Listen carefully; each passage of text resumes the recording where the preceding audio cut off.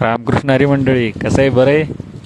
निघलो आम्ही वारीला. हे आमच्या आईने सगळ्यांचं ऑप्शन केलं आणि सर्वांना प्रसाद दिला. या दादांनी तर वळकटीच आणली बाबा, टाकली एकदाची खाली. हे मामा सर्वांचा दिंडेकरांचा फॉलोअप घेत आहे, चला वारीला म्हणून.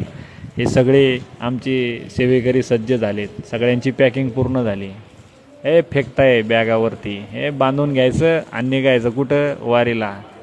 आमच्या अर्धांगिनीने गाडीची पूजा केली आणि आता आम्ही कुठं निघालो आहे तर पंढरीच्या दिशेनं मार्गस्थ झालो आहे. हे गाडीत बसलो. हे आमचं सर्वांचं कार्ट आहे, लाडकं राजू.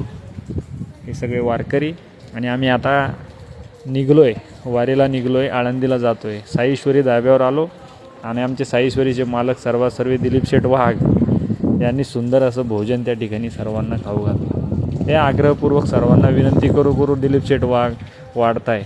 काय आनंद आहे महाराज, यासारखा आनंद दुसरा कुठं नाही. या सरांनी सुंदर मार्गदर्शन केलं आणि आम्ही आळंदीकडे रवाना झालो.